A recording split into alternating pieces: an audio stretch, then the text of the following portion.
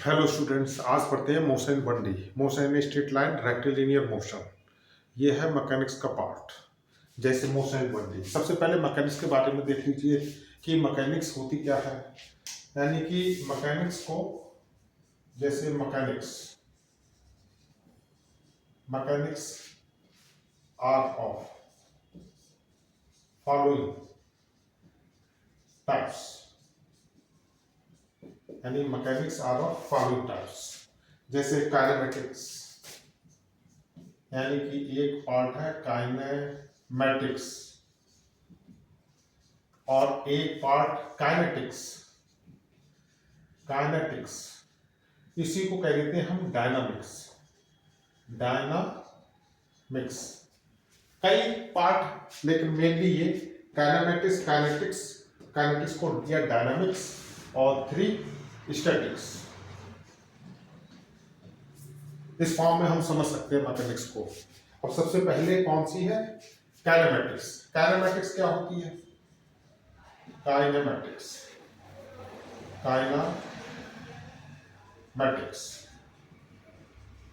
Kinematics होती है, ये मैकेनिक्स की वो ब्रांच होती है जो डील करती है motion of objects only, not cause of motion. यानी कि it is that branch of mechanics which deals about motion of objects only, motion of objects only, not cause of motion, not cause of motion। यानी कि kinematics क्या होती है? It is that branch of mechanics which deals about motion of objects only, not cause of motion। जैसे Newton's equations of motions क्या होती हैं? Newton's equations of motions पढ़ी होंगी आपने और पढ़ेंगे इस चैप्टर में।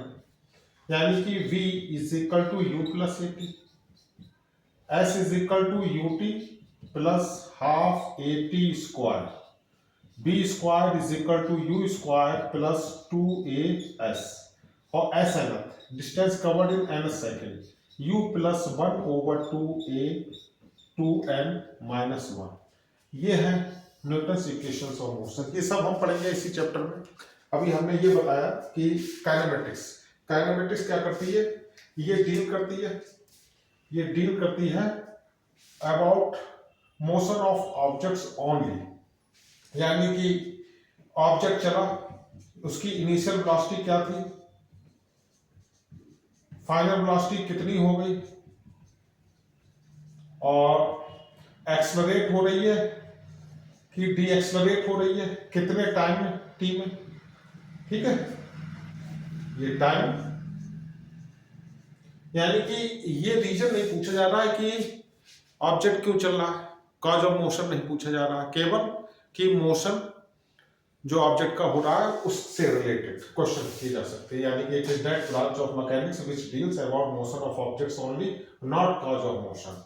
यानी कि न्यूटन्स इक्वेशंस ऑफ मोशन सब इसमें हम क्या करेंगे, पढ़ेंगे। ठीक है, देख लीजिए।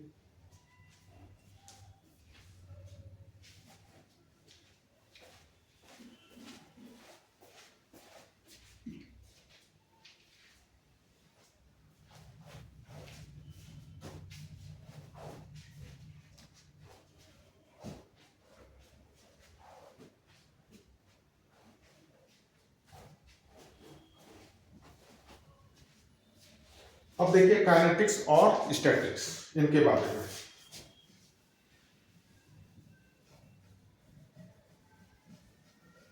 काइनेटिक्स और डायनामिक्स। काइनेटिक्स यानी कि डायनामिक्स, इसमें हम कॉज ऑफ मोशन पढ़ते हैं। क्या पढ़ते हैं? Cause of motion. और स्टैटिक्स ये डील करती है यानी कि forces acting on a body at rest.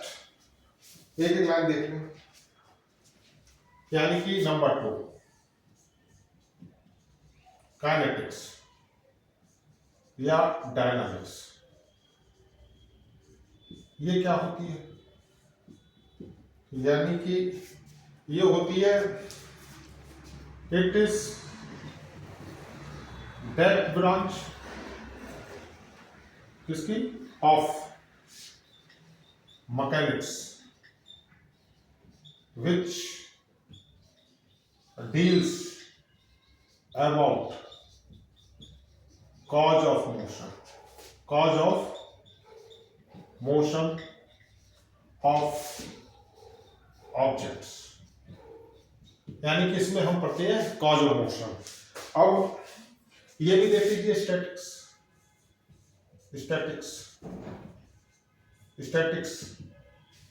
Statics में it deals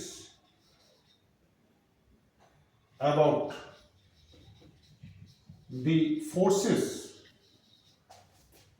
acting on a body at rest। यानी कि बॉडी अगर रेस्ट पोजीशन पर है तो उस पर कितने फोर्स एक्ट हो रहे हैं, हाउ मेनी फोर्सेस। यानी कि हमने क्या लिखा कि स्टैटिक्स को it deals about the forces acting on a body at rest. इसमें कॉज ऑफ मोशन और इसमें दिस। ठीक, देख लीजिए।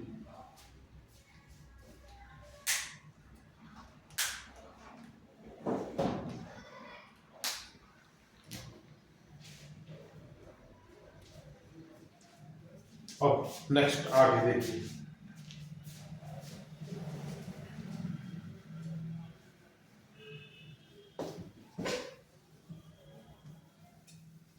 अब कोई ऑब्जेक्ट है, रेस्ट पर है या मोशन में है या स्ट्रेट लाइन में चल रहा है या सर्किल में चल रहा है। डिस्टेंस, डिस्प्लेसमेंट, स्पीड, वेलोसिटी, ये सब पढ़ेंगे शुरू में। और सबसे पहले कोई ऑब्जेक्ट अगर रेस्ट पोजीशन पर है उसके बारे में देखिए। रेस्ट पोजीशन कैसे एक्सप्लेन करेंगे? रेस्ट पोजीशन, अगर कोई ऑब्जेक्ट है, उसकी पोजीशन सराउंडिंग के साथ चेंज नहीं हो रही है तो इसका क्या है मीनिंग कि वो रेस्ट पोजीशन पर है। जैसे इफ व्हेन, या इस तरीके से when the position of object does not change with respect to surrounding। यानी कि हमने क्या कहा कि रेस्ट पोजीशन, कोई ऑब्जेक्ट रेस्ट पे बना हुआ है तो when the position of object does not change with respect to surrounding, तो इसका मतलब क्या है, वो अपनी रेस्ट पोजीशन पर है। मोशन हम क्या कहेंगे? मोशन, इसमें देख लीजिए, अगर उसकी पोजीशन बदल रही है रिस्पेक्ट टू सराउंडिंग तो वो मोशन में है। When the position of an object changes with respect to surrounding, तो हम कहेंगे then object is set in motion। हम क्या कहेंगे? यानी कि when the position of an object changes with respect to surrounding, तो हम कहेंगे then object is set in motion।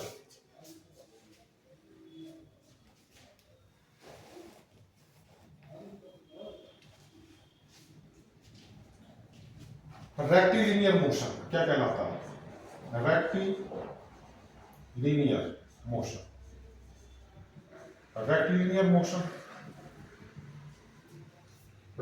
Motion if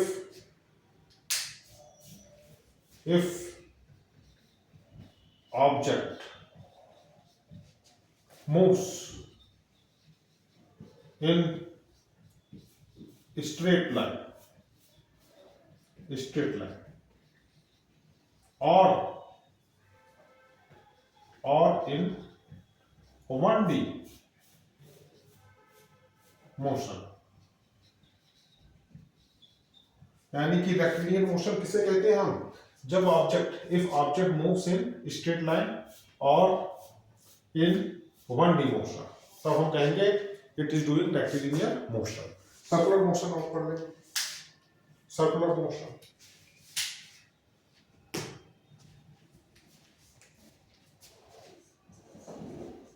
circular motion, circular motion क्या है, देखें, if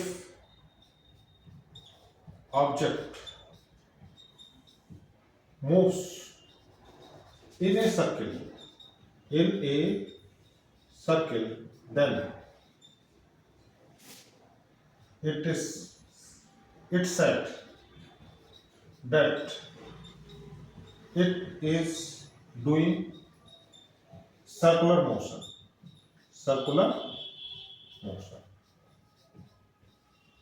यानी कि सर्कुलर मोशन क्या है, if object moves in a circle then it said that it is doing circular motion. ठीक है,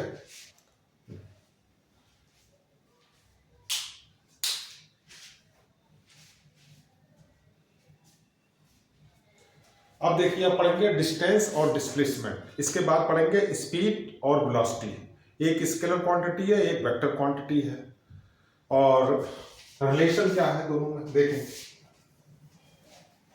सबसे पहले डिस्टेंस, डिस्टेंस क्या है, कोई व्यक्ति घर से निकलता है, अपने ऑफिस जाता है, फिर घर आ जाता है, तो एक्चुअल में जो डिस्टेंस किया जाता है टैटूज के द्वारा, उसके लिए हम कहते हैं डिस्टेंस।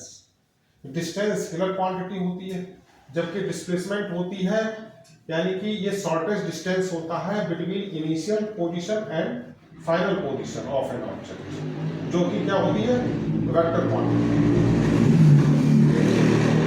खूब क्वेश्चंस आते हैं, तो सबसे पहले डिस्टेंस, डिस्टेंस क्या होता है वो पढ़िए। डिस्टेंस, डिस्टेंस ये छोटी छोटी टर्म है, इनको माइंड में रखना।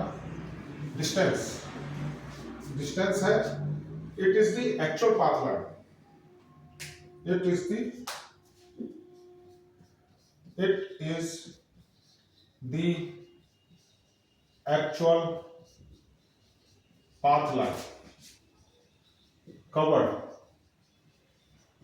by an object। कोई भी ऑब्जेक्ट मूव करता है, जैसे कोई पर्सन है ए, यहाँ उसका अपना क्या है, होम है, और घूमते हुए गया, और ये बी, यहाँ पर क्या है, ऑफिस है, गया, फिर इस रास्ते से आ गया, तो ये पूरा इसका क्या कहलाएगा, डिस्टेंस। क्या कहलाएगा, डिस्टेंस। पूरा यहां से स्टार्ट होके और यहां तक।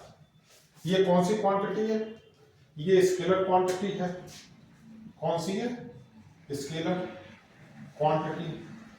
स्केलर क्वांटिटी में केवल क्या होता है, ओनली मैग्नीट्यूड, केवल मैग्नीट्यूड को कंसीडर किया जाता है, only magnitude, not direction. Direction का इसमें इन्वॉल्वमेंट नहीं होता। और एसआई यूनिट क्या है, एसआई यूनिट होती है, मालूम होगी आपको, मीटर। और डायमेंशन को हम लिखते हैं एल से। क्लियर, देख लीजिए।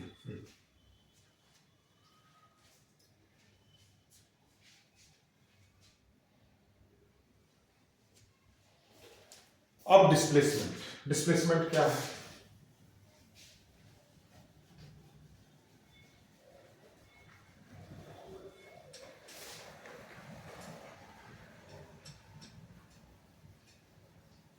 देखिए। डिस्प्लेसमेंट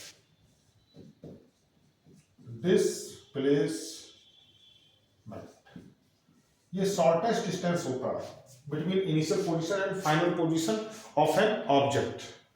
तो it is the shortest distance between initial position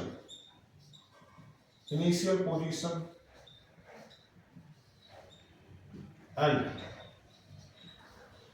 final position of an object. Initial position and final position of an object. जैसे ये कौन सी क्वांटिटी होती है? Vector quantity. कौन सी होती है? वेक्टर क्वांटिटी होती है। इसमें हम मैग्नीट्यूड को भी काउंट करते हैं, मैग्नीट्यूड प्लस डायरेक्शन। जैसे यूनिट, एसआई यूनिट वही होती है जो डिस्टेंस की होती है, एसआई यूनिट वही होती है जो डिस्टेंस की होती है, मीटर। और डायमेंशन क्या है? एल। ठीक है, देख लीजिए।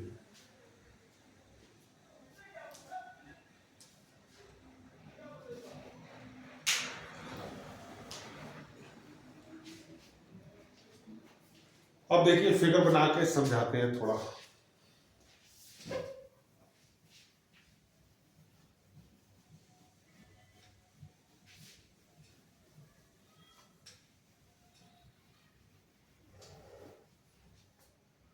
जैसे देखिए,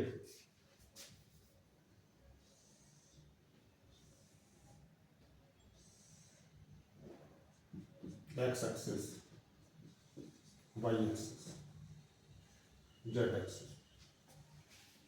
जेड को नहीं इसी में देख लीजिए।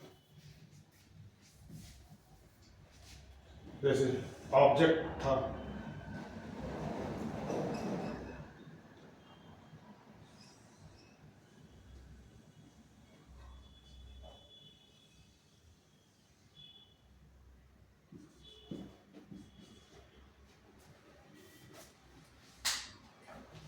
देखिए कोई भी ऑब्जेक्ट पहले कहां पर था? ए पर था, तो ये इधर से आ रहा है घूमते हुए बी पर, तो ए भी हो गया इसका डिस्प्लेसमेंट। इसको हमने कह दिया ये डिस्टेंस हो गया, इसको हम कहेंगे डिस्टेंस। और ये इसको हम कहते हैं डेल्टा, आप कह दें, ये हो गया डिस्प्लेसमेंट। इनिशियल पोजीशन क्या है? आर आई, R1 कह दो, क्या कह दो?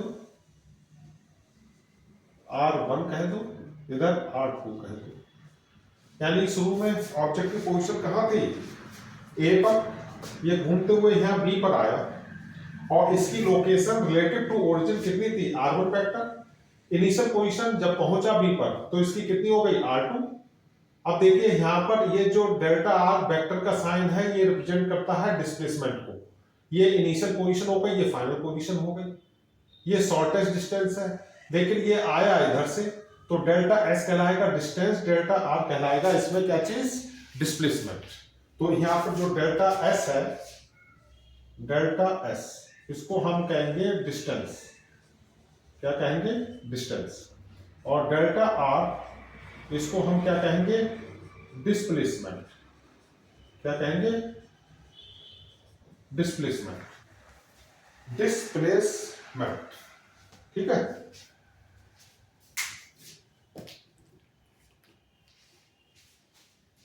अब देखिए डेल्टा आर को कैसे निकालोगे? In triangle O A B, तो देखिए वेक्टर यूज करेंगे, O A plus A B is equal to O B. हमें क्या निकालना है? ए बी निकालना है। तो ओ बी माइनस ओ ए, यही तो हो गया। अब इसको नाम देते हैं। नाम ए बी कितना है? डेल्टा ओ बी कितना R2, ओ ए कितना R1। ऐसे हम सॉल्व कर सकते हैं। तो ये तो हो गया क्या चीज, डिस्प्लेसमेंट। और ये क्या हो गया, डिस्टेंस, डिस्प्लेसमेंट। ठीक है, इसके एग्जाम्पल देखिए। एग्जाम्पल नंबर 1, मैं फिगर बनाता हूं। जैसे कोई ऑब्जेक्ट आया, कोई यहां से चला और यहां पर पहुंचा, रेडियस कितनी है R। तो इसमें बताइए डिस्टेंस कितना होगा और डिस्प्लेसमेंट कितना होगा।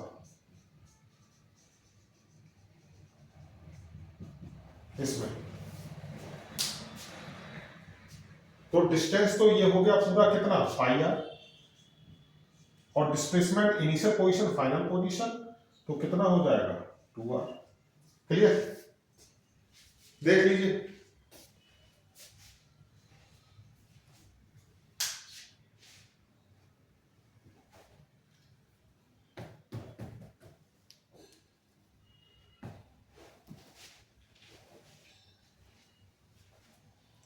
नेक्स्ट एग्जाम्पल देखिए।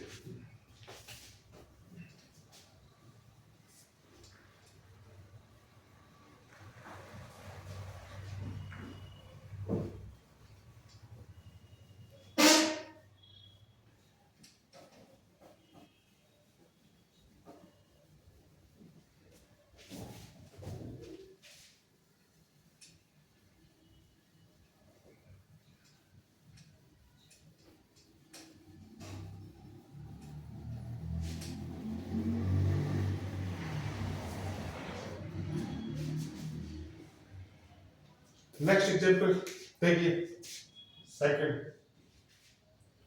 किसी चीज को, ऑब्जेक्ट को हमने उछाला, ये गया और ये वापस आ गया, तो कितनी हाइट तक गया h। तो इसमें बताइए डिस्टेंस कितना होगा और डिस्प्लेसमेंट कितना होगा। डिस्टेंस और डिस्प्लेसमेंट,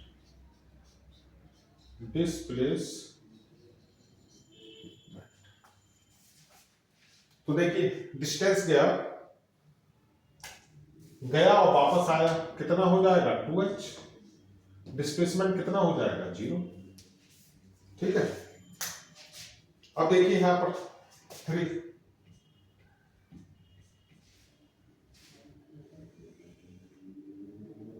अब कोई इंक्लाइन प्लेन है, यहां पर कोई ऑब्जेक्ट है, यहां पर, और ये ऑब्जेक्ट इधर आ रहा है, कितना है h डिस्टेंस है। ठीक है, तो इसमें डिस्टेंस भी s होगा और डिस्प्लेसमेंट भी कितना होगा s होगा। क्लियर, एक और देखिए 3, 4। अब कोई पर्सन चला, यहां से चला, ए से चला, बी सी होते हुए यहां आ गया डी। अब ये नहीं, यानी कि ये मूव किया, ए से मूव किया इधर, बी फिर सी फिर डी फिर ए, रेडियस कितनी है r। तो इसमें बताइए डिस्टेंस कितना होगा, यानी कि ये मूव किया ए से बी और बी से सी होते हुए डी होते हुए फिर ये ए पे आ गया, तो सबसे पहले डिस्प्लेसमेंट तो कितना हो गया 0। डिस्प्लेसमेंट कितना हो गया 0, ये तो 0 हो गया कि यहां से चला ए से और ए पर फिर आ गया। डिस्टेंस कैसे हो गया? डिस्टेंस क्या निकालोगे? देखो यहां से चला तो कितना r, फिर ये यहां से यहां तक ये क्या है? 3/4 पार्ट ऑफ सर्कल। सर्कमफेरेंस कितना होता है? 2πr, तो उसका 3/4 टाइम्स सर्कमफेरेंस कितना होता है? 2πr, तो 2πr को आप मल्टीप्लाई कर दीजिए, फिर प्लस r, यानी कि फिर r और ये पार्ट, तो इसको सॉल्व कर लो। 2r, 2 से 2 कैंसिल हो जाएगा, तो ये आ जाएगा 3πr/2, यही तो हो जाएगा। तो इसको आप ऐसे भी लिख सकते हैं, r को कॉमन ले सकते हैं, तो 2 + 3/2π, और ये कितना आ गया? r बाहर ले गए। एक बार फिर से चेक करते हैं, यहां से चला r, फिर ये 3/4 पार्ट इंटू 2πr, फिर r कितना हो गया? 2r, 3/4 2 2 जा तो 3/2πr, हमने r कॉमन ले लिया, तो 2 + 3/2π। देख लीजिए डिस्प्लेसमेंट 0 है।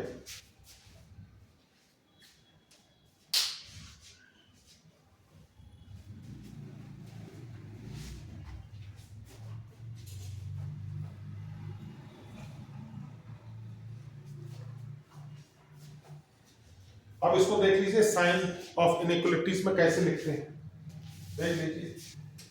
कभी कभी पूछा जा सकता पूछा गया है, पूछा गया।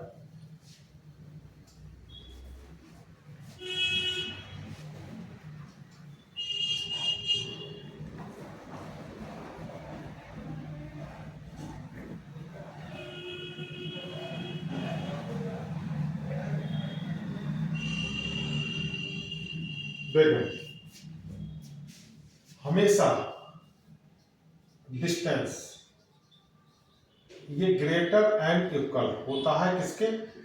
डिस्प्लेसमेंट। इसको हम ऐसे भी लिख सकते हैं, distance upon displacement is greater and equal to 1। या हम इसको ऐसे भी लिख सकते हैं, इसको इधर ले जाए तो हम लिख सकते हैं डिस्प्लेसमेंट अगर ऊपर आएगा, और डिस्टेंस नीचे आएगा, डिस्टेंस नीचे आएगा, तो ये हो जाएगा लेस एंड इक्वल टू 1। देख लीजिए,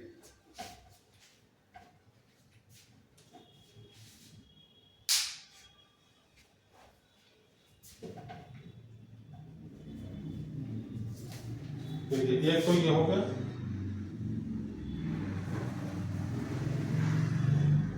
एक ये हो गया, सेम है। कोई सा एक मालूम हो तो बाकी आप, यानी कि distance is greater and equal to displacement. Displacement को इधर ले आए तो it will be greater and equal to 1, और डिस्प्लेसमेंट अगर ऊपर इसको इधर ले जाएंगे तो ये लेस देन 1 हो जाएगा। अब एक एग्जाम्पल करते हैं इस पर।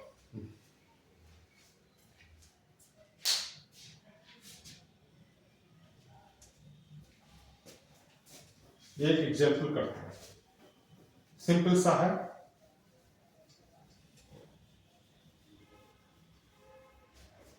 देखें, मैं लिख देता हूं, a man reach his office from his home, which is located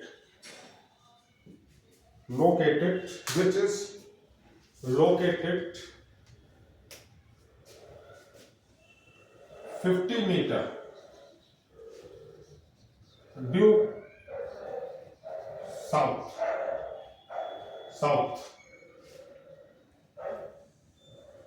then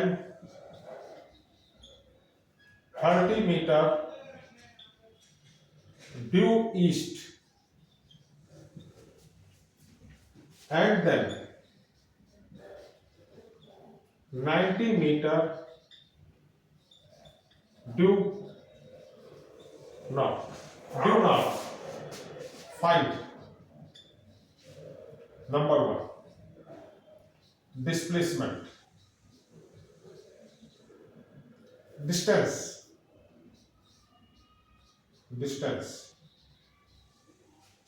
Number 2 displacement.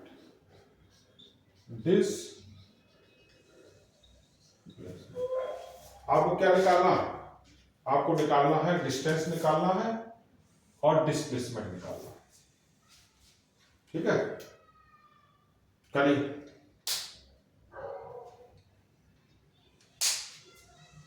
देखिए, सबसे पहले आपको ये मालूम होना चाहिए। देखिए, इधर होता है ईस्ट, इधर होता है वेस्ट, इधर होता है नॉर्थ, इधर होता है साउथ। ये चीज आपको मालूम रहनी चाहिए। अब इसी के बेस पर अब देखिए, कोई व्यक्ति है,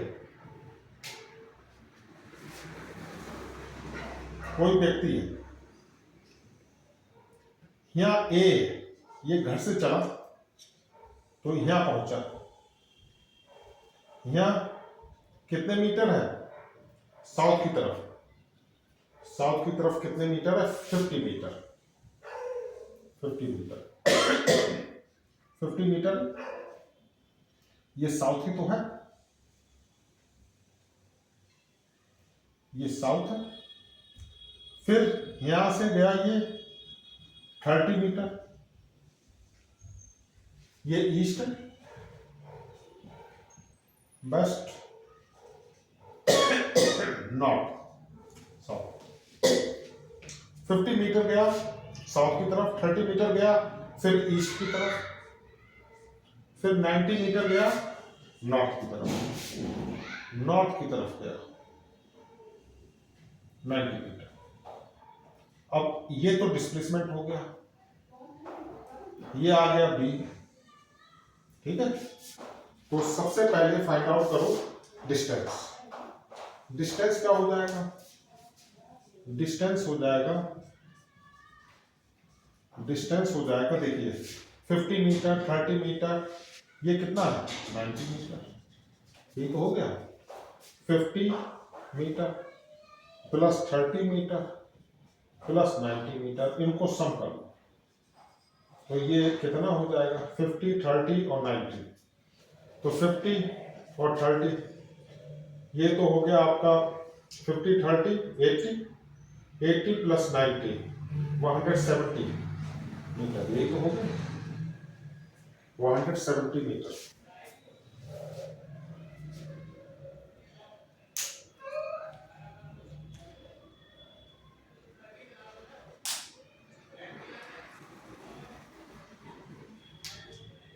अब आपको डिस्प्लेसमेंट निकालना है। क्या निकालना है? डिस्प्लेसमेंट। अब देखिए, ये पूरा 90 मीटर है, ये 50 मीटर है, तो ये कितना हो जाएगा? ये आपका आ जाएगा, ये आपका आ जाएगा 90 minus 50। 90 minus 50 is equal to 40 meter. ये तो आ गया, ये 40 मीटर हो गया और ये 30 मीटर हो गया, और ये कितना है? 90 डिग्री। तो डिस्प्लेसमेंट मैं क्या लिख देता हूं? डिस्प्लेसमेंट कितना हो गया? अब ये देखिए, राइट हैंड ट्रायंगल बन रहा, तो इधर हो गया आपका 40 मीटर, इधर हो गया 30 मीटर। इसको रूट ले लीजिए पाइथागोरस थ्योरम से, यानी कि 30 का स्क्वायर प्लस 40 का स्क्वायर, ये इधर आ जाएगा, कितना आ जाएगा? 900, और इधर आ जाएगा 1600। कितना आ जाएगा? 1600। ये कितना आ गया? 1600, 900, 2500, 2500। तो ये आ गया आपका 50 मीटर, 50 मीटर। यानी कि डिस्प्लेसमेंट कितना आ गया, डिस्प्लेसमेंट आ गया 50 मीटर, डिस्टेंस आ गया 170 मीटर। देखिए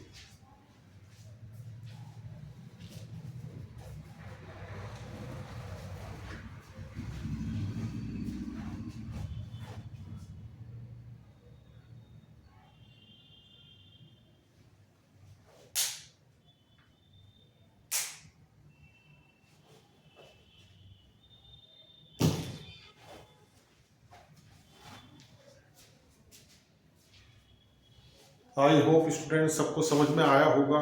इसके आगे बहुत इंपॉर्टेंट करेंगे, कौन, स्पीड और वेलोसिटी और एवरेज स्पीड को फाइंड आउट करना, फिर काइनेमेटिक्स की इक्वेशंस यानी कि कैलकुलस, डिफरेंशिएशन सीखना पड़ेगा, इंटीग्रेशन सीखना पड़ेगा। तो जो स्पीड और वेलोसिटी है और एवरेज स्पीड, ये हम नेक्स्ट वीडियो में करेंगे। तो आज इतना ही यहाँ पर रखते हैं। Please like share subscribe channel. Okay, thank you.